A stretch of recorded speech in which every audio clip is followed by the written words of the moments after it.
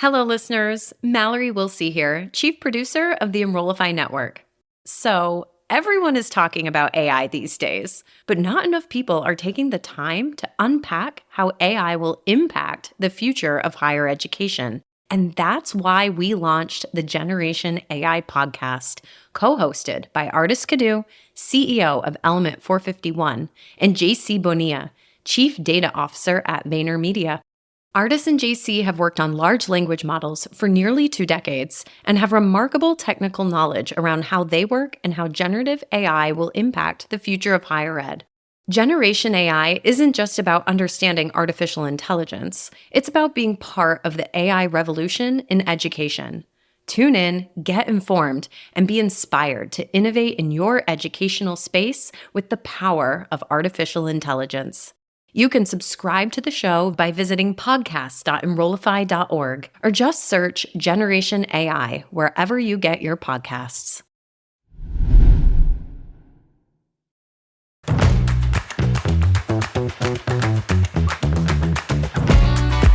Welcome to Talking Tactics, a podcast that gets you results. Each episode features a single tactic implemented with limited resources that moved the needle in enrollment in some way.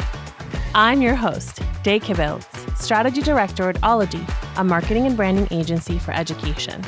Join me every other week for discussions with some of the most clever folks in admissions and enrollment marketing, doing the work day to day, just like you. Talking Tactics is a part of the Enrollify Network, a robust collection of podcasts designed to help higher education professionals like you grow. Explore our other shows at enrollify.org or check out some of my personal favorites, linked in the show notes below. Enrollify is made possible by Element 451, the leading AI-powered, all-in-one student engagement platform, helping institutions create meaningful, personalized, and engaging interactions with students. Check them out at element451.com. This is Talking Tactics, and I am your host, Day Kibbles. Imagine a world in which the education sector has an average social media engagement rate of, 3 to 5% at best and 0.5% at worst. Now, imagine a school who has an engagement rate of 11%. Yeah, that's amazing. And that's what we're going to hear about today. Our guest is Ian Hurley, the Director of Social Media at Duquesne University. Ian has over 20 years of Marcom experience, both in higher ed and nonprofit organizations, and he's blowing past industry benchmarks for his school right now with a very simple tactic, social listening. Ian, welcome to the show. Hi, Day. Thanks so much for having me. I'm looking forward to the conversation. Yeah, I'm excited for what you're going to enlighten us with today. And to get started, can you situate us in the evolution of this tactic? So how did it all start? What were you trying to solve or improve for your university? From our standpoint at the university, we've long been just broadcasting on social. And what we really needed and what we were really need to solve is really creating a relationship and trust with our audiences on social. And certainly the way social has transformed. People look at it, obviously, from a customer service perspective, but also, in the higher ed space, people want to feel part of a community. Part of the great part about going to university is becoming part of something bigger than yourself. And for a lot of students, this is probably one of the first times they'll ever get to experience something like that. So rather than just broadcasting out, I really wanted to create a space where people felt welcomed, both prospective students and people that had deposited, but also current students and alumni as well too. But certainly, obviously, we're an enrollment driven university, so catering to those audiences was really important for us. And obviously, them being on social a lot gave us an opportunity to to address that and to have a better conversation with them. Listening to you say that, it really made me think about how I use social media. And I'm sure all of us, right, in some way, we actually do have relational interactions, like relationships with brands and our friends and our families. It's not just us posting, right? In fact, I would say like the average person doesn't really post that much. They just exchange messages a lot. And it really made me reflect, as you were saying that, how when we use social for like a brand, it's so much more broadcasting than it is engaging, right? But that's not how we would use social with people actually in our lives. It's so interesting. So, okay, I love that you were trying to create that relationship. What did you try? Like, how did you go about that?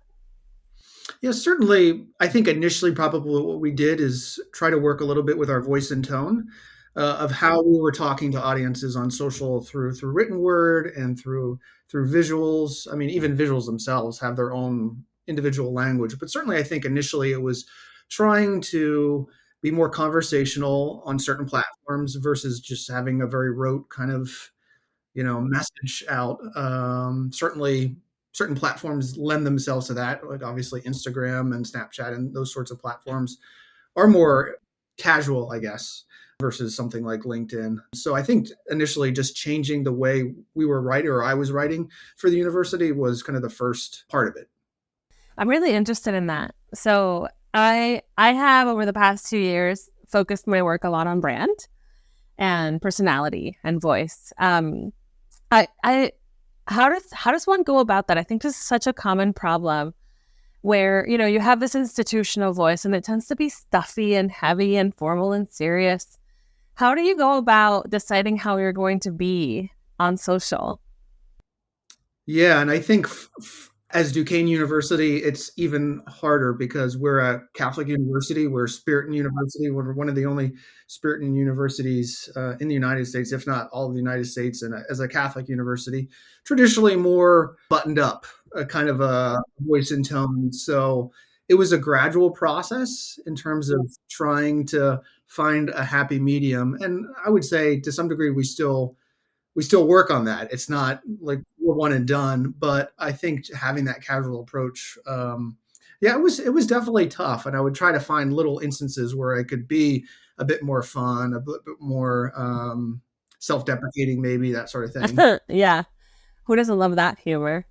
I once went through an exercise like this for with my last institution before I left higher ed, and the official brand voice at the time, they had a very kind of authoritative relationship with prospective students, like very distant, very formal. And the exercise that we went through was something like, okay, what kind of relationship do we want? We don't want to be friends. We don't want to be peers. That's too close, right? It's too personal. We're not going to write in shorthand. A lot of schools really equate casual with, oh, we're just going to go all in and use emojis all the time, right? And we landed on the idea of a mentorship, like you're a mentor. So you you're not that much older than them, but you are older than them. And you're guiding them through this process, but you're not an authority figure in this process. And just situating ourselves in that every time we wrote helped so much. So I love that this is the very first step that you took for this, because otherwise you're just flailing, right? So first thing was voice. What was next? Trying to find things within my power to influence what people thought about us, about Duquesne as a university, as a brand.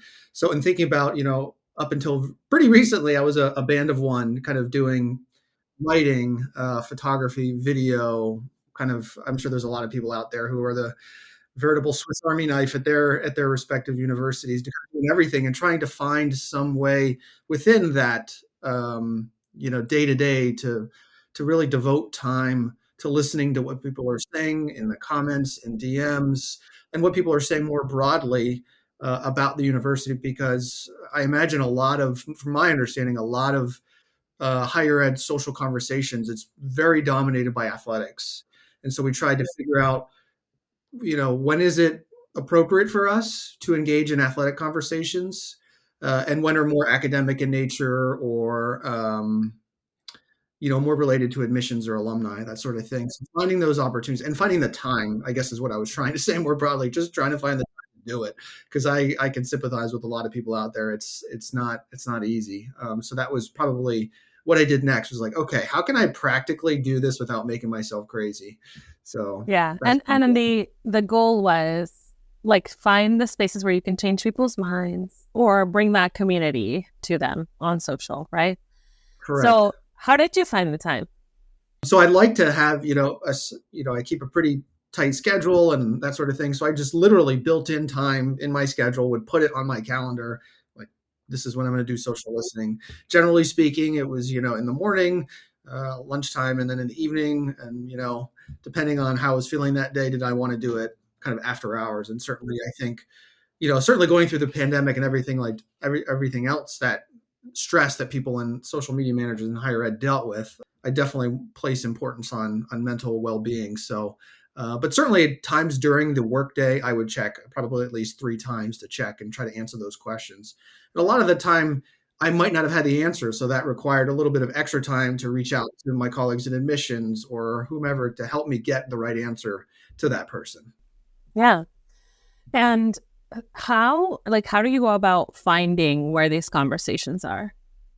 It's been a little interesting with Twitter X now, with just changes in the platform. That's where we see a lot of athletics conversations. Just that's a space that I think in higher ed people use it. Our athletics teams, we're not a Michigan or a Penn State, but we still have pretty vibrant athletics conversations. So, like in Twitter, setting up different keyword searches for around the university, looking through those and deciding when and where to get involved. Does this present us an opportunity to engage with somebody who might be an alum or, somebody within our kind of sphere of influence? Obviously, direct messages and comments, we definitely try very hard to respond to all of those because, I went back earlier talking about social as a customer service thing. And I think when people get a response and get the information they need, they're generally very happy. So I think that in and of itself lends itself to creating more trust between yourself and the audience. Yeah. So I'm curious because I know you also produce content. Um, what is the balance for you? Is in like how much time do you devote to creating and posting versus social listening, engaging, responding? That's a good question. I don't know if I could give percentages, but certainly I spend a lot of time on social listening now as compared to when I started. I probably spend more time on listening and on writing, because those are, I think, like obviously what we write is so seen by everybody, and trying to make sure that what I write reflects what we're trying to articulate as a university, as a brand, the community that we're trying to foster, I guess, and try to create for people. So it's definitely a mix, but certainly I think these days with social media being such a crowded space and it being hard for organizations to really grow their audience sizes and grow, what they're doing, I think a practical thing is social listening and really paying attention to the audience that you have because it's already there. So why not work to develop that existing audience even more? There's a benefit to that in the sense that if you respond to somebody publicly, like say you're not on your own channel, say you're on Reddit or Twitter, X or wherever, and you respond, that might actually reach more people than are already your followers, right? So it's really that the listening and engaging your own audience can also be a way to expand your audience. I have one little tidbit I'll say right now is a lot of times so obviously Facebook tends to skew a bit older. But if we get a mention of somebody posting about their son or daughter who just got admitted to Duquesne and they have a picture of them, they might not necessarily be following the account, but when they tag us in that post, we most definitely, people think, is that a little creepy to like creep in on somebody's Facebook account? But I'm like, I don't care. I mean, they're celebrating something good. Why would we not want to be part of that celebration? So that's definitely something we do try to do too. I mean, they tagged you. Tagging you Right. is permission to Yeah. engage, in my opinion. They're like tapping you on the shoulder. They're like, give me a little attention, please. Yeah. What else takes place in the implementation of this? It sounds pretty straightforward so far. Yeah, I think it is. I also think for folks that are out there, I know it's been hard for me to do was in terms of especially with direct messages because certainly within Facebook Manager and if you have Instagram and Facebook linked up there, you have your kind of history here. But I think it would be because if this is something you're interested in doing and you obviously want to have a kind of a track record of what you've done. So that way you can go to your supervisors, your vice presidents, and show them what you've done and show and explain to them why this is important. These are the people that are reaching out to us on social. So if you're able to do that, and even if it's screenshots or something like that of these conversations, I think it's beneficial. Our team at Duquesne, we have our marketing communications team. We have a meeting every week, and pretty often I try to take screenshots of different direct message conversations that we've had, just so people, even within kind of my sphere, know what's happening behind the scenes, so they know that we're paying attention and we're engaging with those audiences. Hey, it's Mallory. Exciting news! I'm hosting the Engage Summit in Raleigh on June 25th and 26th, and I'd love to meet you there. Together, we'll dive into the mind of the modern student, what fires them up, how they interact, and what they expect in today's digital age, and how tools like AI help put them in the driver's seat of their education. We have some terrific speakers, including our closing keynote, New York Times best-selling author Jeff Selingo. Sessions will dig into practical ideas and innovative strategies to get your team more student-centered and ready to adopt AI. And many of your favorite Enrollify hosts are presenting too, like Jamie Hunt, Jenny Lee Fowler, and Brian Gross. Use the discount code Enrollify50 for an extra $50 off your registration. Learn more and register at engage.element451.com. We can't wait to see you there.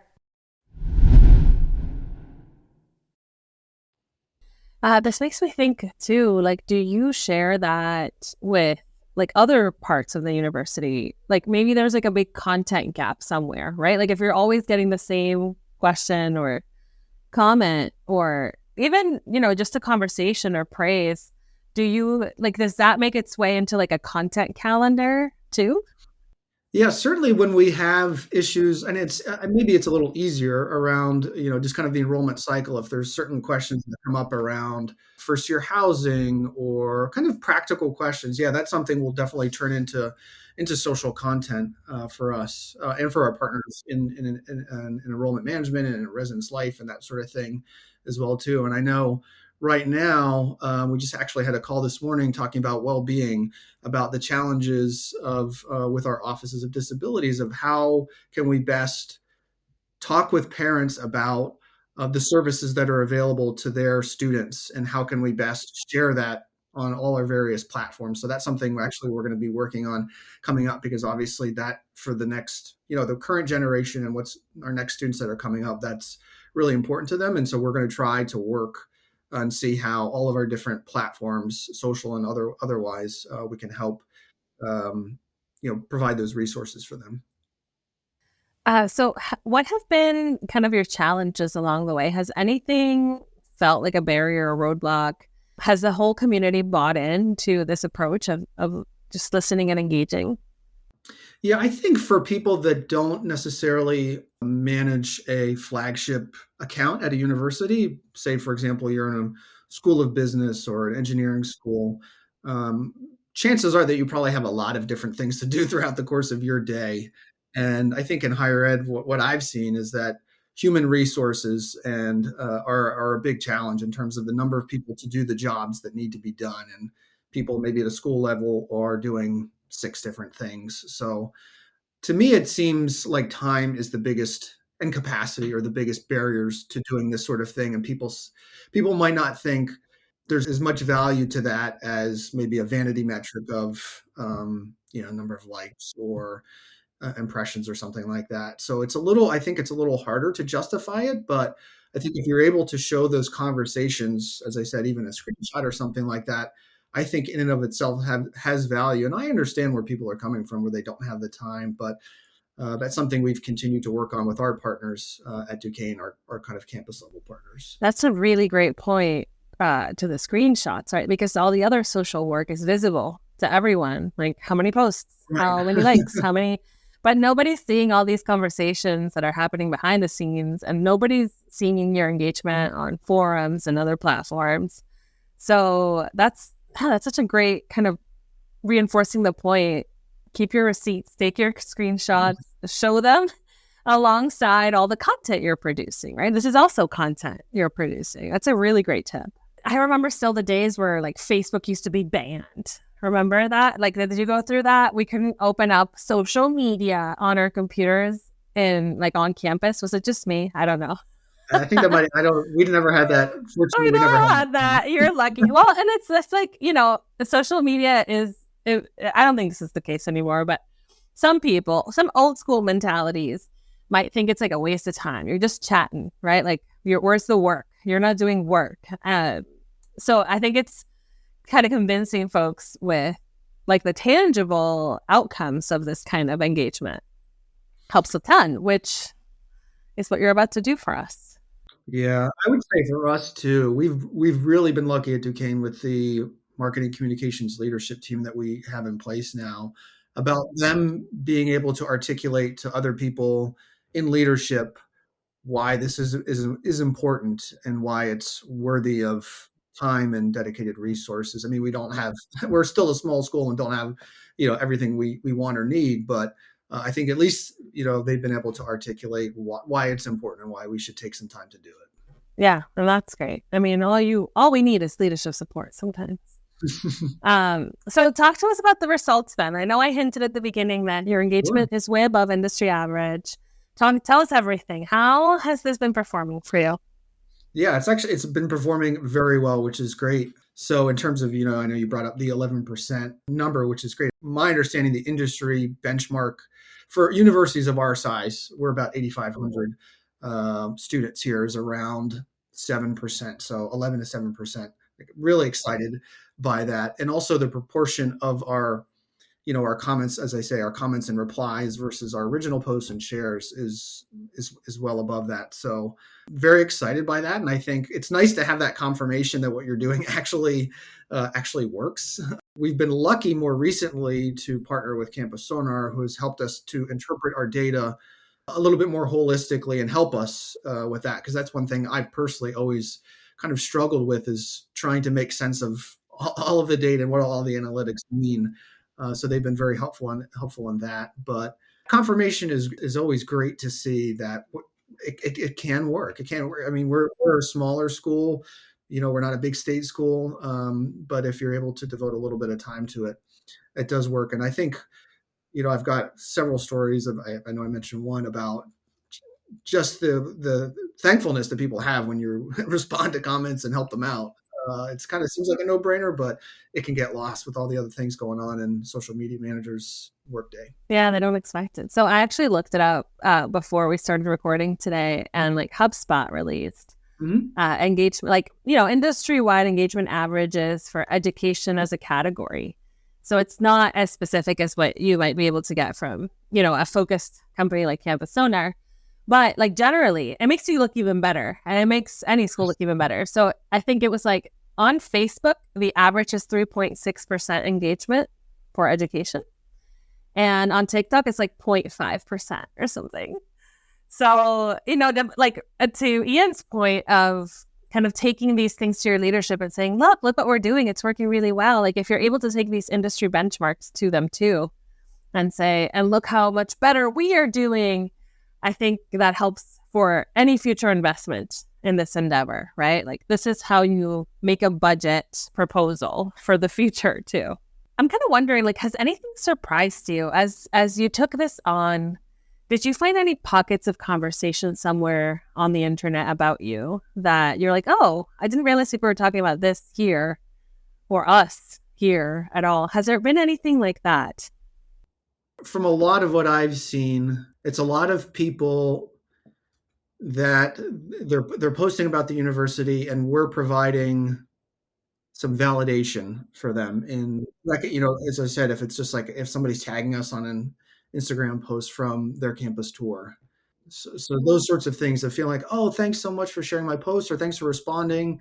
Certainly when we have like in our admissions packet, when somebody gets accepted, they have like this kind of poster that they get. I know a lot of universities do that, and of them sharing those images, and actually just not beyond saying, congratulations, Sarah, we're looking forward to having you here, asking them what they're going to be studying.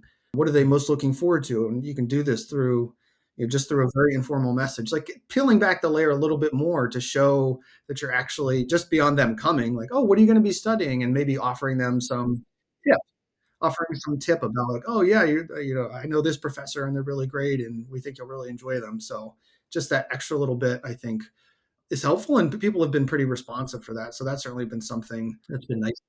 It's not just reply with the celebration emoji, right? It's ask them a little quiet, like make it a relationship interaction. Like you don't just say, yep, we're great.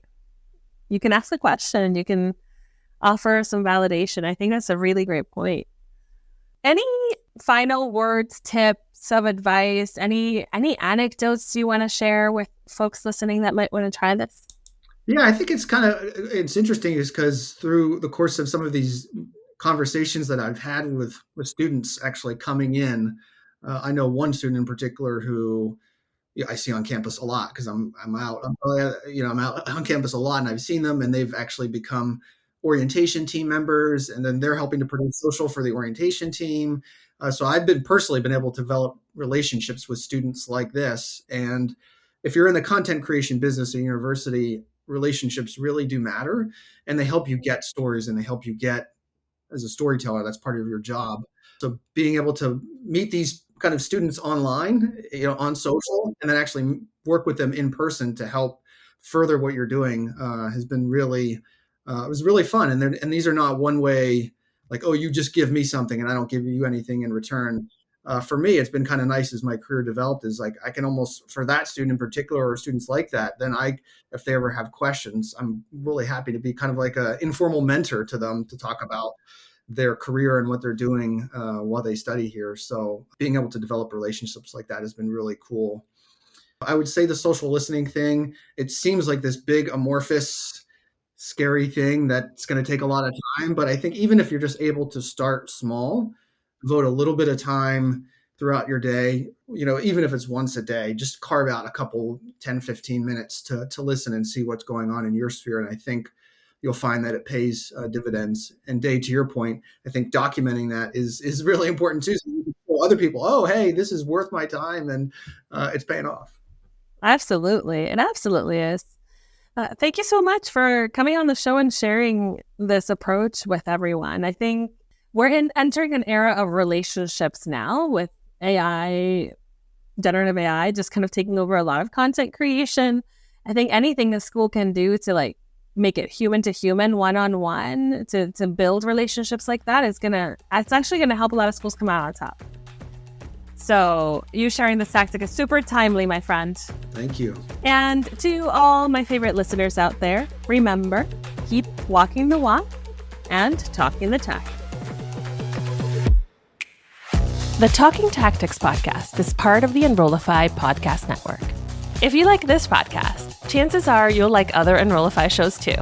Our podcast network is growing by the month, and we've got a plethora of marketing, enrollment, and higher ed technology shows that are jam-packed with stories, ideas, and frameworks, all designed to empower you to be a better higher ed professional. Our shows help higher ed marketers and admissions pros find their next big idea and feature a selection of the industry's bests as your hosts, like Jamie Hunt, Allison Tercio, Jenny Lee Fowler, Jeremy Tears, and so many of your other favorite leaders in higher ed too. Enrollify is made possible by Element 451, the leading AI-powered, all-in-one student engagement platform, helping institutions create meaningful, personalized, and engaging interactions with students. Check them out at element451.com.